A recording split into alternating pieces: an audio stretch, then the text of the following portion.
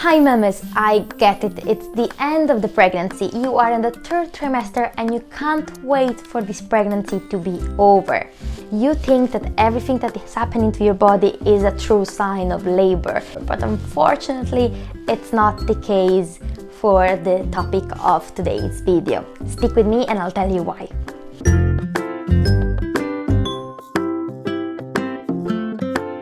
Going towards the end of the pregnancy, you hear these words a lot. Oh my god, I've dropped so much. My baby dropped. I've dropped the baby. And of course, it does not refer to the physical fact of dropping a baby. That's not the case. It's an expression that we use to indicate the engagement of the baby into your pelvis and in the birth canal. I'm gonna show you. This is the pelvis. The uterus during pregnancy grows upward and then outward. So this leads the baby to kind of lean like this.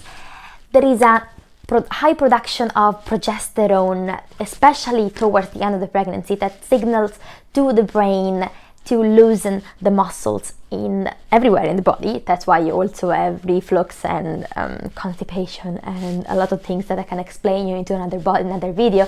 But especially it kind of relaxes the muscles in the pelvis, and this allows the baby to go inside and then to engage himself or herself in the pelvis. Now I'm exaggerating here, but just to let you understand that when you actually think that you have dropped the baby, it technically just means baby engaging and aligning himself in the birth canal in order to drop in the pelvis. Is it a sign of labor? No, unfortunately. You don't have to let your provider know, you don't have to call the hospital, you don't have to go to the hospital because your belly dropped, because your baby has dropped. It's just a sign of preparation of your body, that your body does at the end of the third trimester. This usually happens 2 to 4 weeks before the labor for first-time mothers, while it happens just right before labor, or it cannot happen at all in more experienced mothers, in mothers that have given birth already 1 or more times. This is because babies born by experienced mother, they tend to stay high in the pelvis until the very last minute, until there is a major and sudden drop, and then the baby is ready to come out. But how do you know that your baby has finally dropped in your birth canal? Well, the first thing that we use to confirm this event is actually the visual change that happens to your abdomen. And you might not notice it yourself or your partner because you see yourself every day at the mirror. But this is the only probably time in pregnancy when you can rely to other people's opinions, like your friends or family that don't see you every day, because they can better notice this change, because you really can see the belly that has gone down a lot, and they might be more inclined to notice it. Another fact that might let you think that the baby has dropped is the fact that you have to go to urinate more frequently. In fact, the baby kind of leans even more on your bladder while it drops, and it makes you go to the toilet way more often than it used to be when it was out and not engaged outside the pelvis. Also, what it might happen that is not really pleasant is the fact that you might see hemorrhoids coming up. Now, if they're not painful, if they don't bleed, there's not much that it can be done. They will go back after birth. They might get worse at birth, actually, and then they go back after birth.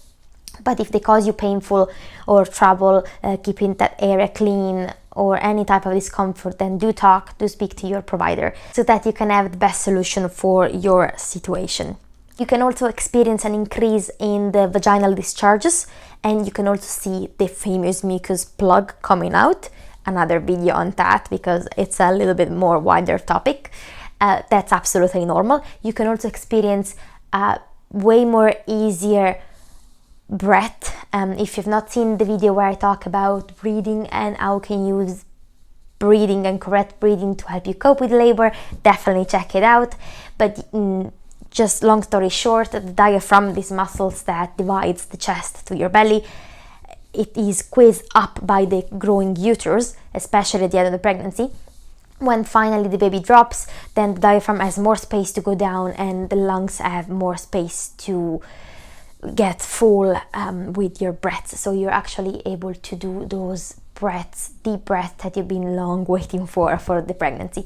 Also, you might find yourself having more appetite for the same reason of your diaphragm and lungs. The stomachs and the bowels, they get more space by the baby dropping in your pelvis. So it's definitely a good time to make it up for the nausea of the first trimester or for the bad heartburn that you had up to now.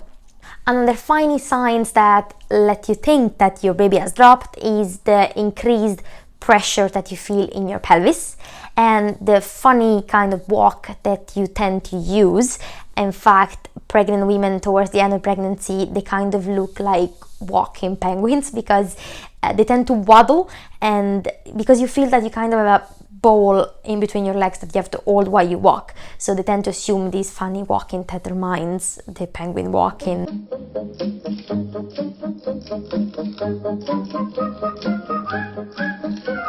But let's talk about how can you help the baby to drop. Now, disclaimer, I want you to do these just if you are 37 weeks or over, so your term, and if you know that your baby is cephalic, meaning head down. And it is because we don't want to encourage a breech baby to get engaged if she or he has actually time to turn, and there are ways to help a breech baby to turn. More on that on another video. Anyway, you want to do a lot of walks. Walk long, nice and slowly, but keep yourself active and with a healthy style of life. That will definitely help baby to get engaged. You also can do what is called curb walking, meaning that you use a sidewalk to do this walk, and you do it using the left leg first and then turning on the right by walking, putting a foot up in the sidewalk and the other one on the ground. This kind of allows the pelvis to first jiggle in one side and then switch to the other one when you switch the leg, and kind of allows the pelvis to balance itself with the baby as you walk. You also want to do gentle squats and lunges. That definitely helps, and to adopt any kind of position that let you lean forward.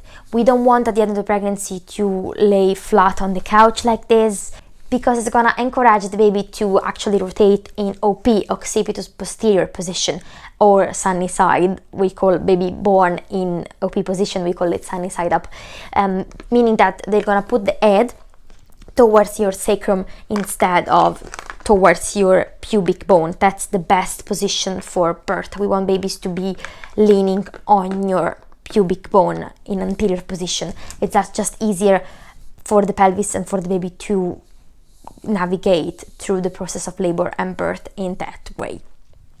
How can you adopt these positions? You can bounce on the ball. I want you to get a birthing ball. I'm gonna link you in this description the one I'm bouncing on right now, but I want you to do 8, the shape of 8 with your pelvis, or circles. Alternate these two techniques, just again as for walking, just to balance the pelvis and to let it adjust itself in conjunction with the better diameters of your baby's head. Also, I want you to lean forward on the ball, as well as to spend a little bit of your day in all fours position or hands and knees.